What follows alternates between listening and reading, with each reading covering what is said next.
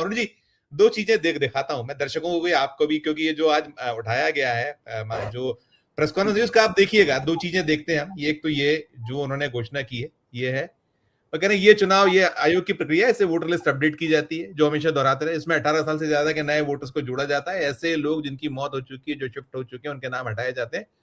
Voter से नाम, पते, कोई गलतियों को भी ठीक किया जाता है। मतलब बड़ा सिंपल वे में बीएलओ घर घर जाकर खुद फॉर्म भरेंगे और तमाम होने का 2-2 बार जाएंगे, 3-3 बार जाएंगे। और जो भी बिहार का दृश्य बताया कि उनको फॉर्म तक नहीं मिला, कोई योग्य वोटर लिस्ट में ना छूटे, कोई अयोग्य मतदाता सूची में शामिल ना हो, ये उसकी पंचलाइन है एक। और दूसरा जो है, इसके साथ साथ एक और मैं दिखाना चाहूंगा इसमें, जो एक मसला और है इसमें, ये और कहा क्या है उन्होंने, यही शायद दोहराया है। ये वो कह रहे हैं कि 21 साल पहले किया गया था पूरे देश में एसआईआर, तो अब हम विशेष गहन, लेकिन वो क्या था, हम लोगों ने कितनी बार सुना। हम जो हमारे यहाँ, आप भी उनसे परिचित हैं, जो यहाँ मुख्य चुनाव आयुक्त देश के रह चुके हैं, मध्य प्रदेश से ही आते हैं, ओपी रावत साहब, उन्होंने बताया था कि उस समय क्या था, आज क्या है, और बहुत सारी चीजें। बिहार में तो बहुत उल्लंघन हुआ, ये बार बार दोहराया गया है। अरुण जी, इसमें मैं खासकर जो आपसे ये सवाल करना चाहूंगा, ये जो पूरा का पूरा है, इस पूरे, आपने सुन लिया, चाहे वो अनिल जी हो और चाहे शिवशेंदु जी हो, जो निकल रहा है कि वहां तमिलनाडु में जबरदस्त तरीके से साजिश का है वहां के मुख्यमंत्री ने। तो साथ में जो, अगर आप जाइए तो केरल में बता ही दिया आप, पश्चिम बंगाल टारगेटेड है। आप बंगाल को आपने रिपोर्ट किया है, अनेक आपने वहां इलेक्शन कवर किए हैं, और 1 करोड़ वोटरों को बाहर हो जाएंगे ये बीजेपी की और सना। कैसे इसको, एक जो छूटी हुई चीजें पहले, इसमें फिर मैं बाकी भी आगे सवाल करूंगा, पहले अरुण जी इस पर एक नोट आप। संजीव जी देखिए, सिर्फ बंगाल नहीं है। अब आप एक बात समझ लीजिए कि टारगेट वो पूरा भारत के वो सब हिस्से हैं। टारगेट कश्मीर भी है, टारगेट उड़ीसा था वो पूरा हो गया, टारगेट वो हर राज्य है जहां बीजेपी कमजोर है। और बहुत सारी चीजों को संविधान से इतर किया जा रहा है। आज हम सब इस बात पे चर्चा कर रहे हैं, इसकी नींव कब रखी गई आप ये समझ लीजिए। जिस दिन संसद में वो कानून बिना चर्चा के पास हो गया था, जिसके तहत हमारे चुनाव आयुक्तों की नियुक्ति होती थी, उस कानून में जब ये सब आ गया कि अब आप चुनाव आयोग, जो चुनाव आयुक्त हैं तीनों, उनके खिलाफ कोई मुकदमा कभी नहीं कर सकेंगे, उसी दिन ये समझ लेना चाहिए था कि भारतीय जनता पार्टी ने एक और मोर्चा बना लिया है। चुनाव आयोग अब भारतीय जनता पार्टी का एक मोर्चा है, उसका आनुषंगिक संगठन है, वो कोई बात नहीं सुनेगा। सुप्रीम कोर्ट तमाशा बना हुआ है इतने दिनों से बिहार के मामले में। जिस तरह की गतिविधियां चुनाव आयोग ने सुप्रीम कोर्ट के सामने की हैं, जैसे उनके वकील बोले हैं, इससे बड़ा मजाक क्या हो सकता है? किस तरह की चीजें हैं। लेकिन चूंकि भारतीय जनता पार्टी के नेतृत्व वाली सरकार, खासतौर पर नरेंद्र मोदी और अमित शाह ने जब 2047 की बात की थी, तब उन्होंने ये तय किया था कि चुनाव आयोग को अपनी पार्टी का हिस्सा बनाना है। और चुनाव आयोग पार्टी का हिस्सा तब बना जब ये नियम बदल गया कि भैया चुनाव आयोग में जो 3 लोग बैठे हैं, उनके खिलाफ कभी कोई कानूनी कार्रवाई नहीं की जाएगी, चाहे वो कुछ कर दें। उस दिन से ये शुरू हुआ है। तो अब आप ये उम्मीद करें चुनाव आयोग मतलब भारतीय जनता पार्टी। अगर भारतीय जनता पार्टी नहीं है तो आज अमित शाह ये कैसे कह रहे हैं कि अगली बार हम एक चरण में चुनाव कराएंगे? ये काम तो चुनाव आयोग का है ना। तो कैसे डंके की चोट पे अमित शाह कहते हैं? कैसे किरण रिजिजू चुनाव आयोग के प्रवक्ता बन जाते हैं? कैसे पीयूष गोयल चुनाव आयोग के प्रवक्ता बन जाते हैं? ये जो घालमेल हुआ है, जिसकी जो सारा खेल हुआ है, जिसकी वजह से आज हम ये बात कर रहे हैं, ये स्क्रिप्ट तभी लिख ली थी नरेंद्र मोदी और अमित शाह ने, जब वो सन 2047 के एजेंडे की बात कर रहे थे। उससे सबसे पहले उन्होंने चुनाव आयोग को बीजेपी की अनुषंगिक संगठनों की सूची में शामिल किया। अब इसके बाद जो चीजें होती हैं, कहीं कोई फर्क नहीं। सुप्रीम कोर्ट इतने दिनों से सुनवाई कर रहा है, कितनी चीजें आई, लेकिन जब चुनाव आयोग के वकील ने कैसी कैसी बातें की, वही डिसोवे किया कोर्ट के सामने। अभी भी जब सुप्रीम कोर्ट कह रहा है कि आधार कार्ड मानना होगा, गणेश जी क्या कह रहे हैं? ऐसे में सुप्रीम कोर्ट को जो कदम उठाना चाहिए, क्योंकि हम भारत के आम लोग हैं, हमारे पास तो आखिर में हथियार आता है कि जब सब रास्ते बंद होते हैं तो कहीं किसी भी देश में कोई भी आम आदमी फिर सामने मुकाबला करता है। जो सुप्रीम कोर्ट को जो चीज रोकनी चाहिए थी, सुप्रीम कोर्ट लगातार लंबी सुनवाई कर रहा है। अब 4 तारीख को सुनवाई होनी है, 6 तारीख को वोटिंग है। मूल समस्या यह है कि एक सुनियोजित प्लान के तहत नरेंद्र मोदी और अमित शाह ने इस देश की सारी संस्थाओं को, देखिए सेना पर सवाल उठ चुका है, ईडी, सीबीआई, इनकम टैक्स, ये सारी संस्थाएं साबित हो गया कि ये सरकार के इशारे पे चलती हैं। चुनाव आयोग बचा था, वो भी अब सरकार के इशारे पर है। चुनाव आयोग वही करेगा जो उसको एजेंडा दिया जाएगा। तो अब इसके बाद अगर ममता बनर्जी ये सोच रही हो कि अभी तो पड़ोस के घर में आग लगी है, मेरा घर बाद में आएगा, तो अब कोई बचाव का रास्ता नहीं है।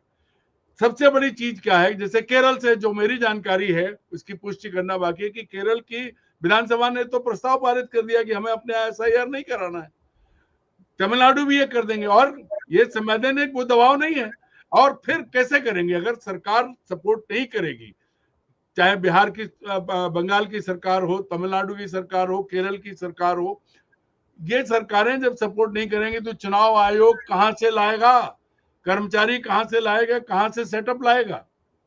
क्या समझते हैं, क्या इनका मतलब अभी इमरजेंसी जो है वो चल रही है लेकिन घोषित नहीं है, फिर तो घोषित करनी पड़ेगी ना कि आप घोषित करो कि हाँ देश में आपातकाल है, ये करना पड़ेगा। दरअसल नरेंद्र मोदी और अमित शाह ने जब 2047 के प्लान की बात की थी तो उन्होंने सबसे पहले चुनाव आयोग को अपना गुलाम बनाया था और किसमें लालच दिया है।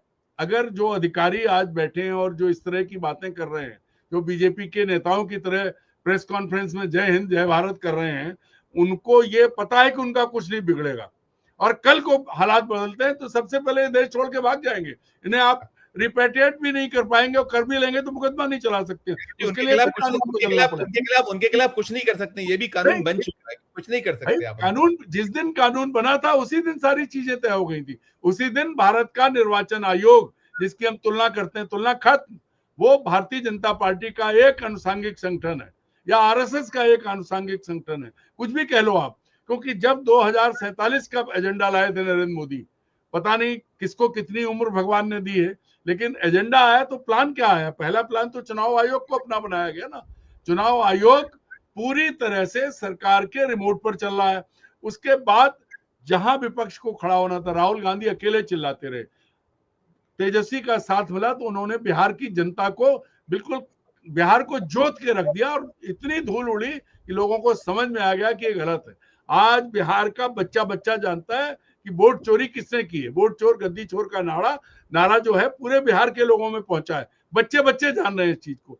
मूल बात यह है संजीव जी कि जब एक सरकार ने एजेंडा बनाया, आर्मी का अपमान, आर्मी की साख उन्होंने गिराई, चीन घुस गया, उस पर कोई बात नहीं करेंगे, देश में कोई बात नहीं करेगा।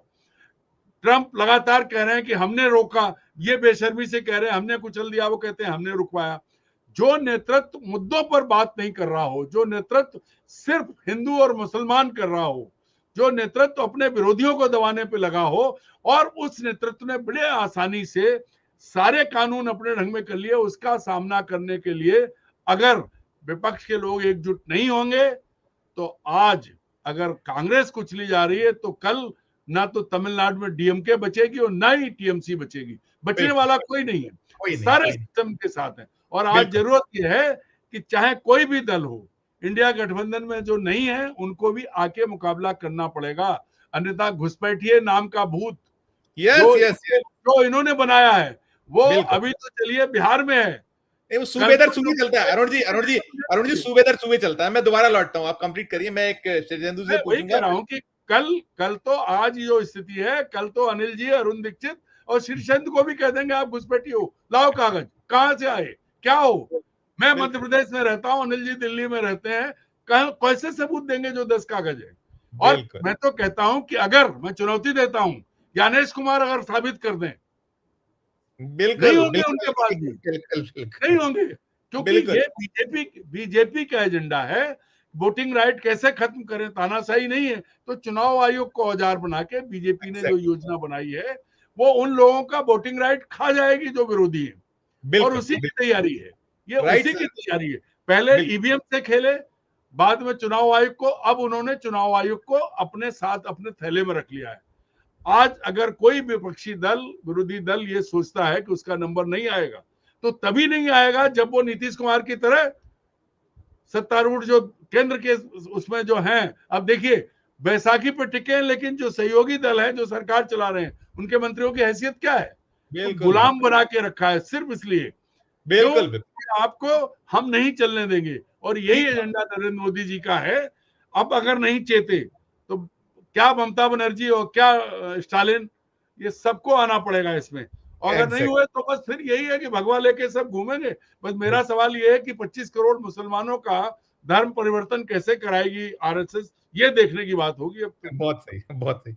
अरुण जी, आप बिहार को जानते हैं, तो बिहार में जो सीन पे मैं बात कर रहा था वो, और फिर ये जो मैं इसमें कह रहा था कि अयोग्य कोई रहे ना और योग्य कोई छूटे ना, क्या है ये? मतलब माने उम्मीद करें कुछ कि आपका दोनों पे आपकी राय टिप्पणी। संजीव जी, किससे उम्मीद करेंगे आप?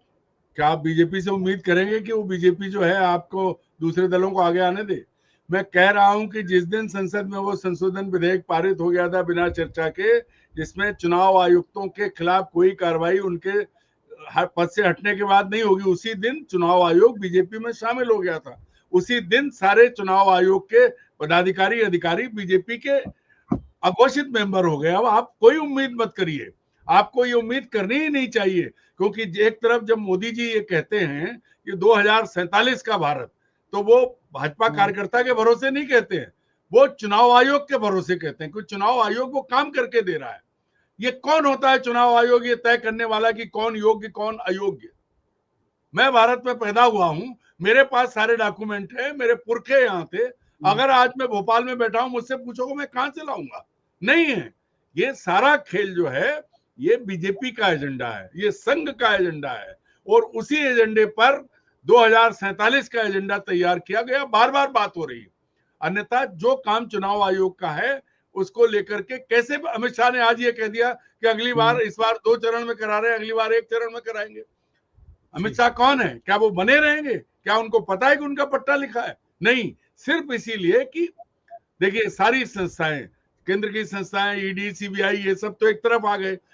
फौज का भी जो है उन्होंने करेक्टर डामाडोल कर दिया, उस पर भी उंगली उठ रही है। बचेगा क्या? विपक्ष के नेताओं को जब चाहेंगे तब जेल में डाल देंगे, किसी के खिलाफ कुछ भी कर देंगे, क्योंकि संस्थाएं इनकी हैं। आप जेल जाओगे, आप निकल नहीं पाओगे। तो सारा का सारा खेल जो है यहाँ ये चर्चा बेमानी है। आज अगर जो ये समझ रहा है कि चुनाव आयोग जो कर रहा है वो अपने तई, वो सिर्फ और सिर्फ नरेंद्र मोदी और अमित शाह के कहने पे कर रहा है। जो डिजाइन उन्होंने तय कर दिया है चुनाव आयोग उसी पर चल रहा है। अन्यथा देश के नागरिक की नागरिकता तय करने का हक चुनाव आयोग को किसने दिया? कौन होता है चुनाव आयोग की? कोई भी बाहरी नागरिक, विदेशी नागरिक भारत का वोटर नहीं रहेगा, ये कहने वाला कौन होता है? पहले तो कौन नागरिक है कौन नहीं है भारत का, ये तो गृह मंत्रालय तय करेगा ना, ठीक बात। केंद्र की सरकार तय करेगी। चुनाव आयोग कौन है? चूंकि चुनाव आयोग को मैंडेट दिया गया एज ए बीजेपी मेंबर, वो बीजेपी का अनुसांगिक संगठन बना है। अगर अपने सामान्य ज्ञान का और बुद्धि का इस्तेमाल चुनाव आयोग कर रहा होता तो जो चीजें हमने देखी है नहीं देखने को मिलती। और आज भी आप मान लीजिए संजीव जी कि सारी बातें बेमानी है, जनता को लड़ना होगा। बिहार में इतना संघर्ष हुआ, राहुल गांधी और तेजस्वी यादव ने जमीन खोद डाली, उसके बाद भी डर तो है, लेकिन क्या हुआ है? बात सबसे बड़ी चीज ये की है कि सुप्रीम कोर्ट क्यों नहीं सुन रहा है, सुप्रीम कोर्ट क्यों नहीं देख रहा है? सारी चीजें सुप्रीम कोर्ट के सामने आए और उसके बाद चुनाव की प्रक्रिया बढ़ रही है। 6 तारीख को वोटिंग होनी है पहले राउंड की, 4 तारीख को सुप्रीम कोर्ट सुनवाई करेगा। मतलब क्या निकाला जाए? आप, मैं फिर कह रहा हूं कि आप अघोषित आपातकाल में उस तरफ बढ़ रहे हैं। आज ममता बनर्जी ये सोच रही हो कि वो बच जाएंगी, नहीं बोलेंगी, तो ऐसा नहीं है, सबका नंबर आएगा। राइट। मायावती जी चुप हैं, क्यों चुप हैं सब जानते हैं। ठीक बात। जब स्टालिन बोल रहे हैं, अभी क्या होगा अगर चुनाव आयोग तमिलनाडु में जाति करने की कोशिश करेगा तो पकड़ के मारे जाएंगे ये लोग, ये भी समझ लो। और यही स्थिति अगर बंगाल में नहीं की ममता बनर्जी ने तो सारे मुसलमान बांग्लादेशी हो जाएंगे। फिर क्या होने वाला है? बिल्कुल बिल्कुल क्योंकि बिल्कुल। सबसे बड़ी चीज ये है, बिना किसी सोच विचार के नहीं हो रहा है, ये इसकी तैयारी पूरी इस बात की पूरी है, पूरा वो तो फुल प्रूफ पूरी प्लानिंग। तैयारी है। चुनाव आयोग, फुल प्रूफ चुनाव आयोग भारतीय जनता पार्टी का अनुसांगिक संगठन है, वो वही कर रहा है जो संघ का एजेंडा है, वो आयोग के जरिए। अब क्या करोगे, संवैधानिक संस्था है, आप अभी बात करोगे तो लोग मानेंगे नहीं, लेकिन सच यही है। ठीक उसी तरह जैसे ईडी और सीबीआई कैसे उनके अफसर बनाए गए, कैसे उनके नेता बनाए गए, कैसे उनको हक दिया गया, किसको कहाँ क्या किया गया, क्या। अच्छा, ये ऐसा नहीं है कि नरेंद्र मोदी और अमित शाह ने देश के साथ किया, उन्होंने भाजपा के साथ भी किया है। भारतीय जनता पार्टी के सारे नेता जिन्होंने जीवन दिया, उनको एक धक्का मार के घर में बैठा दिया है। कहीं भजन लाल, तो कहीं मोहन लाल, तो कहीं रामलाल, ऐसे मुख्यमंत्री बन गए। तो बिल्कुल ये दादागिरी इन दो गुजरातियों की जो है, इसने पूरे देश को कैप्चर कर लिया है। और अगर आज आप नहीं समझेंगे, और ये दूसरी बातों पर चर्चा ही बेकार है। बिल्कुल अरुण जी, बिल्कुल। देखिए बिल्कुल अरुण जी, मैं सहमत, मैं आपको उसको और थोड़ा सा बढ़ा देता हूँ। देखिए संविधान की जो है अनदेखी के आरोप है, और उनके अपने पार्टी का संविधान हम देख रहे हैं कि एक पद सब कुछ खत्म कर दिया भाई। है